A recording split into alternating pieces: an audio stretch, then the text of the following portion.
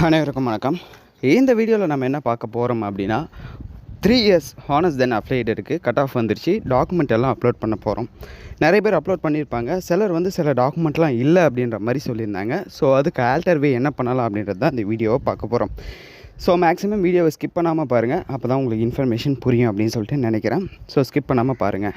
First one, இந்த income certificate இல்லை bro, Aadhaar கார்டெலாம் இல்லை ப்ரோ, என்ன பண்ணுறது அப்படின்னு சொல்லிட்டு நிறைய பேர் கேட்டிருந்தீங்க. தென் இன்கம் எக்ஸ்பைரி ஆகிடுச்சு, என்ன பண்ணலாம் அப்படின்னு சொல்லிட்டு கேட்டிருந்தீங்க.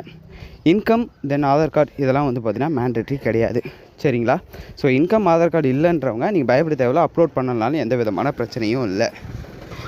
நெக்ஸ்ட் ஒன் என்ன அப்படின்னா, இந்த கன்சால்டேட் மார்க் ஷீட் ப்ரொவிஷ்னல்லாம் இல்லை ப்ரோ, இதுக்கு என்ன பண்ணுறது அப்படின்ற மாதிரி நிறைய பேர் கேட்டிருந்தீங்க.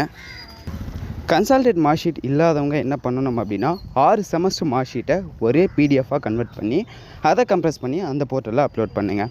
இதுலேயும் சில பேருக்கு டவுட் வரும். என்ன அப்படின்னா, இல்லை ப்ரோ 6 செமஸ்டரில் எனக்கு 3 செமஸ்டர் மார்க் ஷீட் தான் கொடுத்துருக்காங்க, மீதி ரிசல்ட் வந்த கேலி மட்டும்தான் இருக்குது, மார்க் ஷீட் இல்லை அப்படின்றவங்க என்ன பண்ணுங்கன்னா, அந்த ரிசல்ட் வந்த கேலியில் பிரின்சிபல் சைனும் தென் உங்களோட ஹெச்ஓடி சைனும் சீல் அண்ட் சைனை வாங்கி அதை நீங்கள் அந்த கேலியில் அப்லோட் பண்ணி விடுங்க, ஓகேங்களா? 6 செமஸ்டரில் எத்தனை மார்க் ஷீட் இருக்கோ அதை அட்டாச் பண்ணுங்கள்.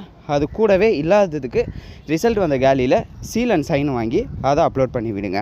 இந்த ப்ரொவிஷனல் சர்டிஃபிகேட் இல்லை அப்படின்றவங்க என்ன பண்ணணும் அப்படின்னா, கோர்ஸ் கம்ப்ளீஷன் பாசிங் சர்டிஃபிகேட் அப்படின்ற மாதிரி காலேஜில் கொடுத்துருப்பாங்க. ஸோ கோர்ஸ் கம்ப்ளீஷன் இருந்தாலும் சரி, இல்லை பாசிங் சர்டிஃபிகேட் இருந்தாலும் சரி, இதை நீங்கள் அப்லோட் பண்ணலாம், சரிங்களா? சிலர் டிசி இல்லை அப்படின்னு சொல்கிறீங்க. டிசி இம்பார்ட்டன்ட், ஒன்றுமே பண்ண முடியாது. நீங்கள் டிசியை வாங்கி அப்லோட் பண்ணணும். அது யூஜி டிசியாக இருக்கலாம், இல்லை பிஜி டிசியாக இருக்கலாம், எது வேணாலும் இருக்கலாம். பட் 12th டிசி இருக்கக்கூடாது. மற்ற டிசி தான் நீங்கள் அப்லோட் பண்ணணும், சரிங்களா?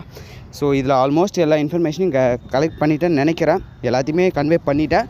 வேறு ஏதாவது டவுட் இருந்ததுன்னா கீழே கமெண்ட் செக்ஷனில் கமெண்ட் பண்ணுங்கள். நெக்ஸ்ட் அது ஒரு வீடியோவாக மேக் பண்ணி போஸ்ட் பண்ணி விடுறேன். தேங்க்யூ கைஸ், பாய்.